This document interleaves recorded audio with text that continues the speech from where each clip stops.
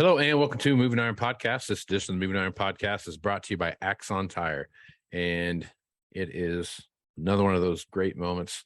One of my favorite parts of the month when Paige comes on and talks about what's going on. And John said he was just going to mute the whole time, and you were gonna carry the whole podcast. Is that right? Yeah, that's the plan. John's gonna do the giveaway, and I'm gonna do all the talking. That's right. Right on. So how you been, Paige? I'm doing good, Casey, and you? I can't complain anything. How things up in your neck of the woods right now? Yeah, they're doing good. Home base in Des Moines, they're busy. Equipment starting to get out in the field. I know up northeast Iowa, my family's starting to get all their equipment ready to go. The combines are getting in the field, and I love this time of the year up there. So yeah, it's that time of the year. Yep. Everybody's doing two things: running around with their hair on fire and hurry up and waiting. So it's a fun time for sure. It's a beautiful thing, really. Yeah. John, how you doing, man? Doing great, Casey. Good, man. How you doing down there in the fall weather of Louisiana right now?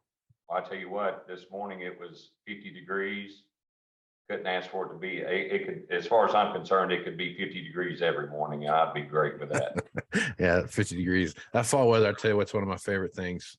This is my favorite season because you kind of get the reprieve of the summer heat, and you are just waiting for that first chill of winter to come through. So it's a cool time. Plus football season starts, so can't beat that. That's right. Well, us fluffy boys, we tend not to like that hot weather. I don't like to sweat that much. So yeah, I'll welcome that cool air. Yeah, I like that. You live in the wrong state then, John. Yeah, John, what's happening on your neck of the woods, man? I know there's a lot of stuff being delivered right now. You see a lot of things coming in, a lot of stuff that are coming in that are backed up, and some stuff coming in that not the right packages of wheels and tires and other assorted things there. So what are some in your travels? What are some of the stuff you're hearing right now? Well, supply chain is definitely an issue, even with equipment. I was up in Oklahoma this week and talking with one of the case dealerships and asked him what his windfalls were. And he said he can't get implements right now because they don't have tires and wheels to put on them at the manufacturing level. So again, supply chain woes. There are some combines that, a lot of guys were hoping to already have delivered because corn and bean season is pretty much over with. And the combines that these guys had bought, some of them still haven't been delivered because, they're either missing components or tires and wheels. And, that is something we're able to help them with if they're willing to go to a different brand of tire or such. But, some of these guys, maybe the combine has front tires and wheels, but don't have the matching rears. Well, they don't want to mismatch them. So that's just something we really can't help them with right now. But again, it's just part of the supply chain woes that everyone's having to deal with. Yep. So harvest, fall harvest for you guys is probably the tail end of fall harvest right now. And yeah, harvest begins in around the 1st of June, depending on how early some of that corn got planted. And we've really had some issues this year. A lot of these guys were kind of late getting crop in the ground because we were so wet. Then it got really, really hot, dry. The early corn that was being cut, they were expecting some decreases in yield simply because the plant was severely stressed this year with the heat. I mean, when you have 100+ degree days and at night it never really gets below 80 degrees, it really stresses the plant. So they were expecting some decreases in yield, but a lot of the corn was getting cut. We were extremely dry, and then one week it started raining. And in that week, we got anywhere between, different places here in North Louisiana, depending where they were, got anywhere between 12 inches of rain and 26 inches of rain. Holy crap. In 1 week. It's a fair amount. So that created a situation where most of the guys couldn't get in the field. So which most of the corn had been cut, but it really affected the beans. A lot of beans just sat rotted in the field or sprouted in the field. A lot of cotton went underwater and it killed the cotton. So what they thought was going to be an okay year really turned out awful, to be honest. Yeah. So, but you know what? That's farming. That's right. That's exactly right. When you were in those situations, how were you? Well, you had a lot of response for some big float tires or bigger duels or stuff like that. Like what were guys looking for during that period? Well, we did, whenever it starts getting wet, a lot of these guys, they'll wait till the last minute. They'll wait for it to get really wet, which, nobody wants to spend money unless they have to. I know I would. Sure. But, no, we do have flotation setups for combines, regardless of the color of paint they have. We have the 1250 5032. Firestone makes a front float and Alliance makes a front float. And we have the rear floats, the 66 4300 25 Firestone or the 1050 25 Alliance radial. They're pretty much both the same dimensions, but the Firestone tire has been the king of the flotation tires for a very long time. They have the best, name recognition. And they've been a proven tire. So that's generally what everyone wants. So anyone who is still in harvesting and maybe hitting some wet conditions, a lot of these combines are able to go, but the main issue is to be able to go without tearing the field all to pieces. And a lot of people really don't realize what kind of expense goes into repairing a field that's been rutted up. Yep. If they sit and look at that expense between their time and their money, their fuel, wear and tear on their machines, they could have easily bought a set of rear floats to keep all that from happening. Yep. That is, people don't think about that. What it takes to bring a field back, because I've seen some fields that have been rutted all up, and the amount of time and effort it takes to bring that back to where you can go back in and plant it. And just the amount of time and field work and this, that, and the other thing. And about time it looks good, you go back over it again and they're still there. And it's just like they never go away. So yeah, it is a big thing to watch that, especially I see that in spring, where some fields get rutted in a little bit during spring when it might be a little too wet to be out there, but they still have to go spray. So it is a what do they call it? Double-edged sword there. Kind of cuts both ways there a little bit. Yeah, the several guys that I've talked to that have been in those situations say that it takes anywhere between 3 to 5 years to get a field back right. Yep. Because if you're cutting a rut down, a foot and a half, it takes a lot of passes with a disc, just to level things up. But a lot of people think, well, I'll build the rut in, so we're good. Well, what people don't realize is it takes quite a while after being rained on. That soil will compact, and there's still a rut there. Yeah. So it has to be gone over again and again and again, and it takes a while to get it back right. Yep. There's been a few feeds popping up here and there on social media and stuff. Looks like sugarcane harvest is getting underway. It's about that time of the year.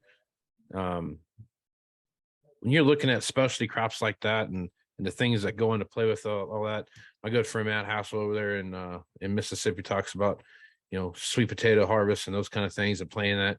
When you're working with guys like that on some real specialized machinery like that, what are some of the things you take into consideration when you're talking to them? Well, the main thing in sugarcane harvesting, well, it really depends on where the sugarcane is located. In southern Louisiana, they really do have a heavy gumbo style ground down there. A lot of clay. It's really sticky. Some of it just doesn't seem to have a bottom to it, which, there's a lot of rice that's grown down there as well. Sure. Yep. And southern Louisiana, they demand the rice and cane style tires down there. Yes, that has been the go-to tire for a very long time. As far as anything specialized, it's really about a specific row spacing. The beds of cane are so wide. You know, it's, they don't work on conventional roads like road crop guys do. But there in South Louisiana, they demand the R2 tires. The Rice and Canes have the really heavy lugs, because I mean, if they're coming up on cutting cane and it's, you know, right during a rain or right after a hurricane, that ground could be really nasty. So they have to have a tire to pull those cane carts, right, to be able to get those carts through the field. Yep. I mean, they're already working on I guess a furrow where their tires run. It's already about a foot deep.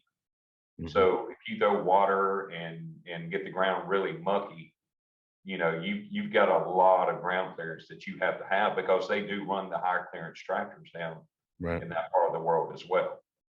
As far as cane, like whenever you move to South Florida, you know, that entire area between West Palm Beach and pretty much on the East Coast and over to the Gulf of Fort Myers, most of that area down there is sugarcane as well. Soil type is a little bit different. It's black soil as well, but they just don't have that. It's more of a soupy style ground down there. So they really don't have to have the R2 tire down there in that part of the world. They can get by with the R1W down there. So as far as anything specific or special in the cane industry there in Southern Florida, just conventional tires work for them. Yep. So now I know you guys dabble in the track market and what that looks like.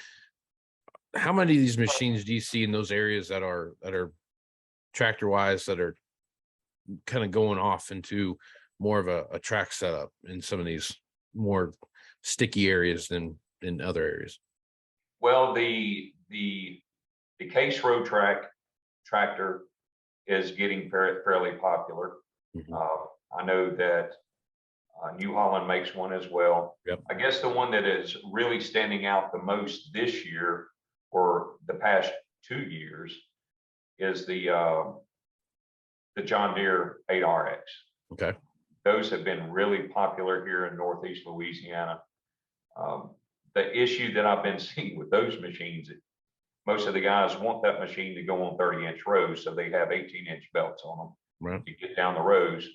Well, there's only one downfall to running that machine in this part of the world, is they do a lot of roading. And, you know, tracks really weren't designed to run up and down the highway. They really. And then when you take a small belt on a large machine and you run it up and down the highway at 23 miles per hour, you develop a lot of heat. Yeah. In that belt, and in that 18-inch track or belt, it's just not large enough to dissipate the heat. So they've had a lot of issues with those track machines this year. Yeah. And then of course, you know, case combines, they're ordering them with track systems on them now. Yep. Deere as well. Deere has their own track system now that seems to be, you know, performing pretty well. So we are definitely here in my part of the country, track machines are very prevalent. Yeah. Yeah. Track machines are, you seen that on like carts and stuff too, where guys are switching to that? Yep. Actually, I was I sent Paige some pictures here several weeks ago. I was up in Arkansas and they were cutting rice. And of course their carts up there are on tracks. Yeah. They're not as prevalent as pneumatic tire carts, because I mean, there is a lot of expense that goes into a set of tracks for a grain cart. So the pneumatic tires are still the most prevalent on the carts, but yes, I do see track carts quite a bit. Yeah. Down in South Florida, I know we've had, you know, Ian went through there, and have you had a chance to talk to anybody down there yet about what their damage might look like and stuff? I haven't. I was talking with my coworker Jim at our corporate office earlier today, and there was a customer down there in Immokalee, Florida, which is just southeast of Fort Myers. Okay. So, you know, Fort Myers got hit really hard. Yeah. Immokalee, I guess, would be due east of the Naples area, which was out of the storm area, but from what we can tell, everything that I-75 corridor, Mm-hmm. you know, from Fort Myers all the way over up through, I guess it would be Lakeland up to Orlando, the infrastructure has just been destroyed. So there's some customers down there that have actually put orders in for product, but we're not sure when we're going to be able to get it to them. Oh, wow. Okay. Yeah, I know it's devastation down there is pretty widespread and very, very bad. So it's a tough time for those folks down there, especially in that area where they don't get that kind of stuff that often.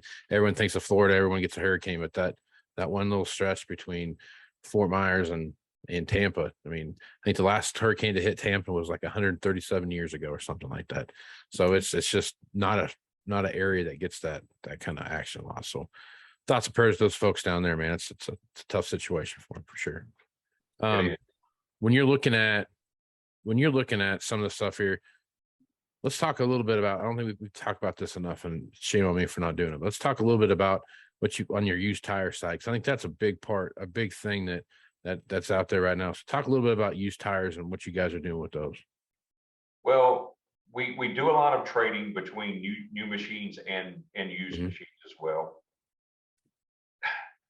Good used tires really don't stick around very long, Casey. They really don't. Yeah, they don't. We get a lot of calls about used inventory, and we generally try not to take in anything used unless it's 60% or better on the trade. Sure. Yep. I'm not saying that we don't have some inventory that may be less than that, but I don't know how much of a value it really would be to the customer unless they just need something round and black and holds air. Right. Right. I just don't think it would be really worth their time. But used inventory is something everyone asks about. Again, you know, if it's something oddball that, you know, we have a customer wanting us to take in on trade, hardly ever do we not make a trade offer.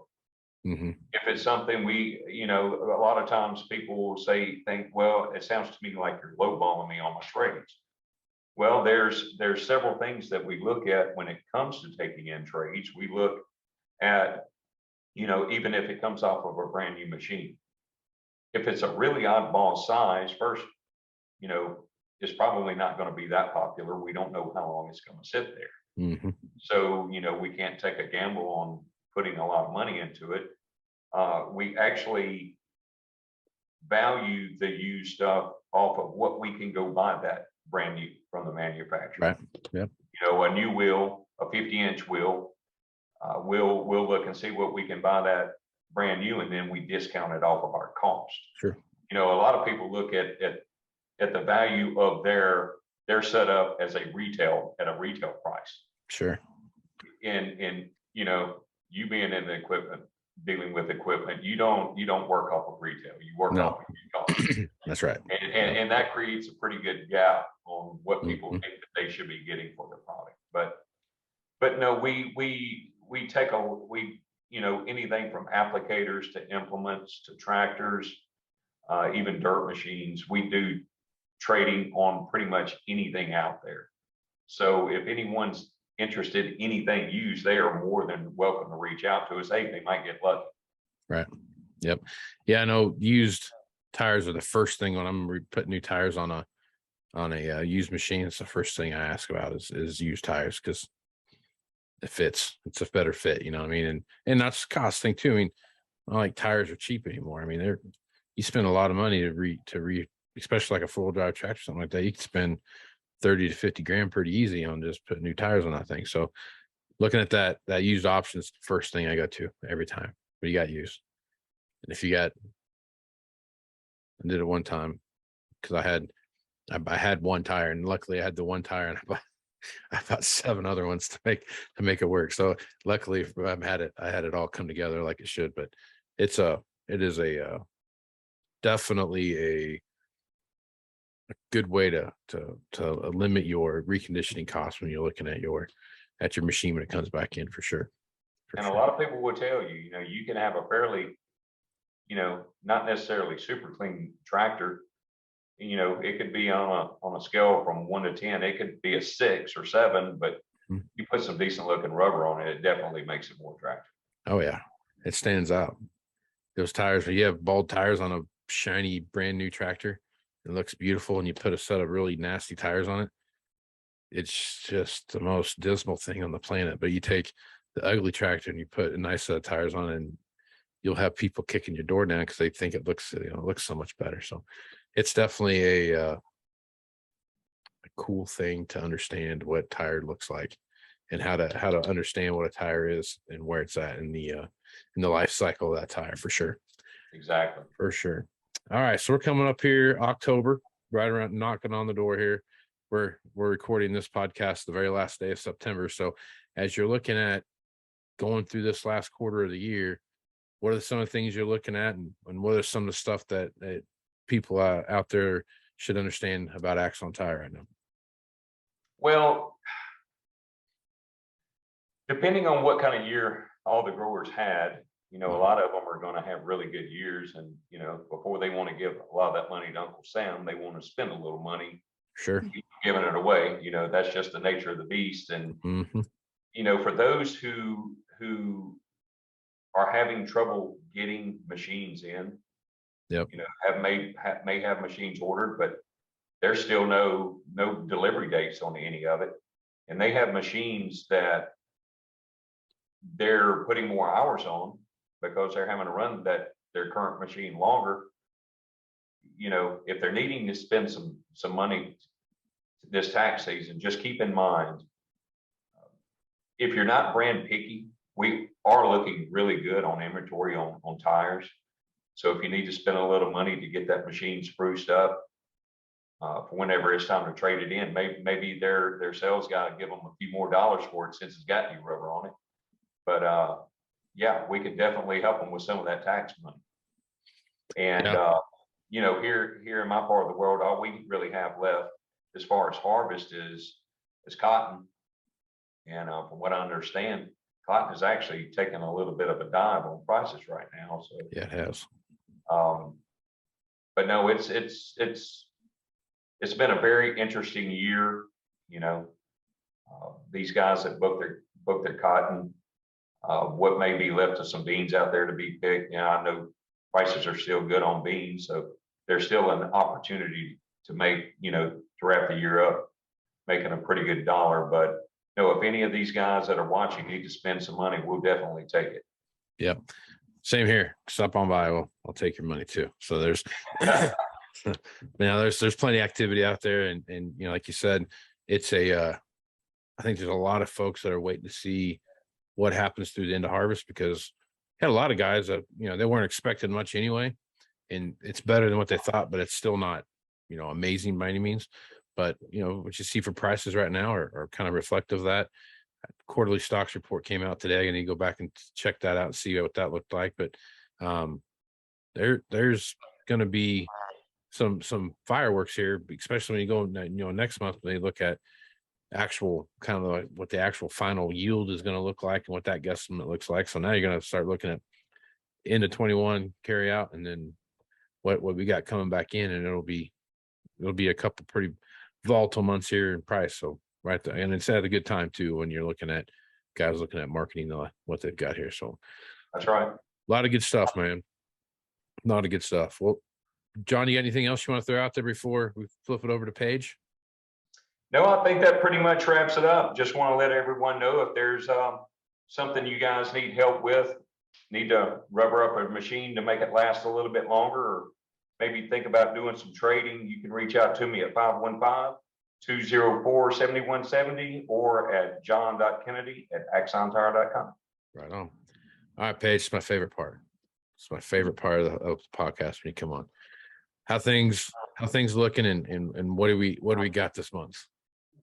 Well, this month for the giveaway, Casey, we're going to do something that was a big hit at the Moving Iron Summit just a few weeks ago. We were giving away some Axon deerskin gloves. Nice. I know. And I think the guys really liked them who were all there. We tried to give away as many as we could, but they kind of cleaned us out. I mean, they took all our gloves, so we had to order some more. Right But on. we got more in stock, so we're giving away some Axon deerskin gloves. Right on. How do they get those gloves, Paige? If you just email your first name, last name, and then the address that you want it sent to marketing@axontire.com, we will go ahead and get you some deerskin gloves sent your way. All right. Did you shoot that deer that they're made out of? I wish I could say I did, but I didn't. Right on. Right on. Right on. Well, guys, I appreciate all that you do for me here at the Moving Iron Podcast, and I look forward to talking to you again next month. Thanks, Casey. Casey, one more thing I want to do. I want Yeah. to give you a little plug, man, and Okay. thank you for such another good summit this year. And for all you guys that are out there watching the podcast, if you've not put any thought into doing Casey Summit up in Nashville, guys, y'all have got to come out to that phenomenal event in a phenomenal town. You know, when you have some downtime, there's plenty of entertainment there. Yep. Yeah, just if you get a chance, here we already have some dates set for 2023, Casey. Yes, we do. September 11th through the 13th. Yeah, man, it's still another year away, and we're already pumped up about doing it. So for all you guys who've never been out to Casey's event, man, y'all try to make it out to that. And one special thing that Axon is doing here, if you guys use Axon when you guys sign up, you get a $50 discount. So that's only for the first 150 people. So don't be 151 because you're going to miss out on all the action. But if you're 150, you're in. So check that out. I appreciate you guys doing that. That's right. No, that's right. So I appreciate everything you guys are doing for me, man. Thank you, and look forward to working with you guys on into 23. Look forward to it, man. Oh, good deal. Well, Paige, folks want to reach out to Axon just in general. What's the best way to do that? It's probably going to be Axon or sales@axontire.com. Right on. That'll get you in touch with the correct sales advisor. So right on. Good deal. And those guys, I'll tell you what, there's a world of knowledge right there. So if you have any kind of a tire question or balancing question or anything like that, that's going to help your performance of your tractor when it comes to doing that stuff, make sure you reach out to them, because those guys they've got people, like John says, he knows a guy, and he can get you to the right guy for sure. And they'll get you figured out. So check that out, and they'll get you taken care of. So guys, thank you very much. thanks, Casey. Right on. I'm Casey Seymour with Moving Iron Podcast. Make sure to check me out on Facebook, Twitter, and Instagram at MovingIronLLC.com, or you can go to not.com, just Moving Iron LLC. Then you can go to LinkedIn at Moving Iron Podcast. You can go to the ever so famously named Moving Iron Podcast YouTube channel to get the video version of this. And you can go to Moving Iron LLC for everything Moving Iron related. So with that, I'm Casey Seymour with Paige and John. Let's move some iron, folks. Out. Moving iron in the 21st century. Hard work.